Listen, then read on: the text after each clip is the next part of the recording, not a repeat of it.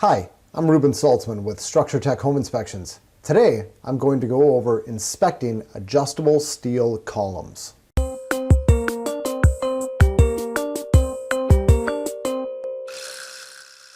So as a home inspector, we encounter these adjustable steel columns all the time, and they come in two flavors. There's the telescopic post, a two-piece post, where basically you've got one piece and another piece and they kind of slide into each other like a tent pole, and then you got some bolts that hold it in place that kind of lock it. That would be considered a two-piece column or a telescopic column. I'm going to say two-piece columns for the rest of this video. I hope that's okay. Those things are not approved by code. If you go to section R407.3 of the IRC, the International Residential Code, it tells you that steel columns are allowed, but they need to be at least 3 inches in diameter. Two-piece columns are not 3 inches in diameter. As far as I know, there is no such thing. One has never existed. So those things are out as far as permanent support. When it comes to permanent support, something that's code approved, it's going to be a one-piece column. And today I'm specifically talking about adjustable columns. So when I say adjustable, it means that you get a column that's pretty close to the right size. It'll be a little bit shorter than the place where it's needed. And then it's got this screw at the bottom. It'll typically be a 1.5 inch thread. And then it's got a metal plate at the bottom, and that you can use to get the final adjustment. So those are perfectly fine. And then I'll cover a couple of the most common things that we see as home inspectors, things to look out for when we're coming across those. Number one, does the screw go up or down? Which one is it? The answer is it depends. It depends on the manufacturer. Most manufacturers are going to tell you that the screw needs to go down at the base of the column, and it needs to be encased in concrete. So the way it works is that this column is part of the original construction. The column needs to be put on a proper footing that's capable of supporting the load imposed upon it. And you get that adjustment screw in place, you get it exactly where it needs to be, and then you pour the basement floor. And when it's all done, you're not going to see that adjustment screw to any of that. It's just going to look like a solid steel column. That is surely the best installation, and it's what most manufacturers recommend. Or I shouldn't say recommend, require. It's what most of them require. However, not everyone does. For instance, AFCO, they make a product called zip columns. They tell you that you're allowed to have the adjustment screw at either the top or the bottom. And once it's all done, they want you to damage the threads on that adjustment section so that you can't mess with it afterward. They call it tamper-proofing it. And they say to use a cold chisel or a screwdriver. I guess you're just supposed to bang away at it and destroy those threads for a length of 1.5 inches to help make sure that nobody's going to unscrew it later on. Now the question is, what if you have less than 1.5 inches of threads exposed? Then what? I don't know. I guess you just do your best. You damage what's available. Next, we need to look to make sure that it's properly secured. If the bottom is encased in concrete, it's properly secured. But what about the top? Needs to be fastened in place. And then, of course, if you have one of those columns that's not encased in concrete at the bottom, it needs to be fastened at the bottom. As home inspectors, when we come across these, if you see a big chunk of new concrete on the floor, it gives you a good feeling that there's probably a footing there. I mean, we can't see what's going on below the floor. We can't tell our client there's definitely a footing there, but it certainly looks better. If you see a bunch of these columns in kind of random areas and it looks like it's just sitting on the basement floor, it's all one solid piece of concrete, that's probably what you're looking at. So that I would question. All right, hold on, but talking about questioning stuff, there's a lot of stuff we're going to question when it comes to the two-piece columns. But just a couple of other things for the permanent, proper one-piece columns. Something else you need to look out for is rust or deterioration at the base of the column. If you see just a little bit of surface rust and it can be scraped off, Probably not a big deal. Maybe you might recommend to your client that the rust be scraped off, the metal be prepped and painted with a rust-proofing paint. That might be a good idea. If you see where it's just severe, then that would be cause for replacement.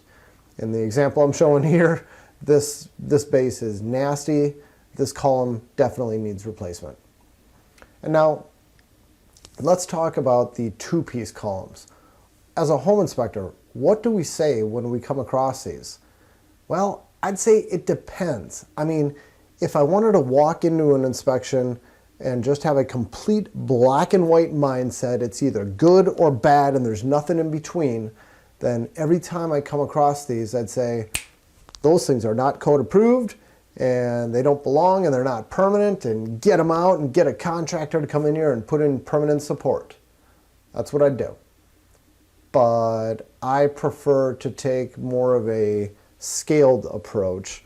I feel like there's black, there's white, and there's everything in the middle. And when we see these, we question it. We say, what is it doing? Is it needed? Now, in some cases, it's clearly needed. You should always ask, this is what I always do. I always ask myself, is it needed? Now, let's look at an example here. Here's a stairway. We've got one corner of it completely supported by a two-piece column. What happens if you remove that column? Well, that stairway is coming down. We're going to have some major problems. This thing is clearly needed, and my recommendation would be have the two-piece column replaced with a proper, permanent steel column. Or I guess it could be wood. I don't care what they use. Proper, permanent support. Now, in other cases, it's not so clear-cut. Take this basement, for example. You can see the floor looks to all be properly supported. We don't have any ridiculous spans on any of the joists. There's no big cuts or notches or holes in any of these joists.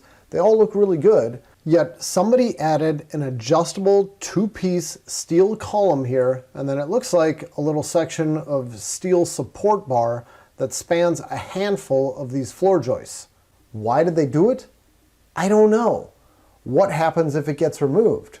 Well, I don't think the floor is going anywhere. My best guess is that as somebody was walking across the floor, there was a fair bit of bounce. Maybe some of the china in the china hutch rattled a little bit too much, and it really got on someone's nerves. You can have a surprising amount of deflection in a properly built floor. Floors do deflect quite a bit, and it annoys people, and people feel like they have a cheap house when their floor bounces, even though there's nothing technically wrong. So maybe the homeowner just didn't like it and added some support below to stiffen everything up, and they use these two-piece columns. Is this wrong? I don't know. I mean, technically, I guess it's permanently installed, so it's technically wrong, but what happens if we remove it? Nothing. So in this case, we would probably take a picture of this, we'd put it in our home inspection report, we would make a note that these adjustable columns, these two-piece columns, aren't intended for permanent use, and we'd leave it at that. And if someone wants to remove them, fine. If they want to put in something else, fine. Not a big deal. Yet, in other cases, it's not so clear-cut. I gave you a good example of where you need permanent support, another example where you don't. Now here's one where I don't know. Maybe you do, maybe you don't.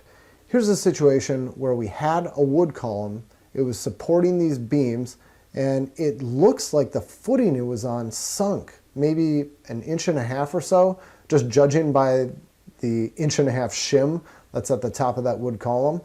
And then someone's got a bunch of these other adjustable steel posts. Now at the back of the picture, it looks like we've got one-piece posts, but then at the front, we've got a couple of two-piece steel columns or steel posts, whatever you want to call them.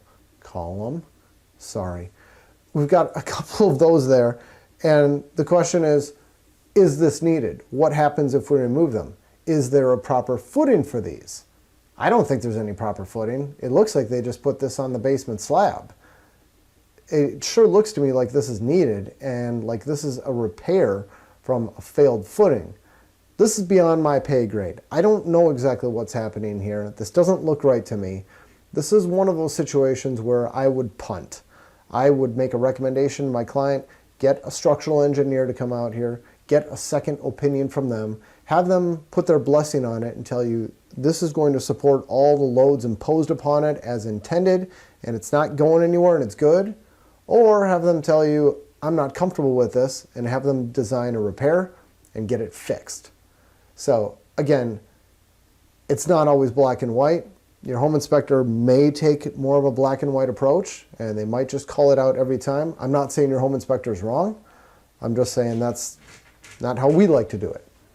And then one final tip, whether you're looking at the two-piece columns or the single columns, whatever it is, they should always be installed vertically. They should be plumb, level. The tops of them should be flat. They should be able to support whatever is put on top of them.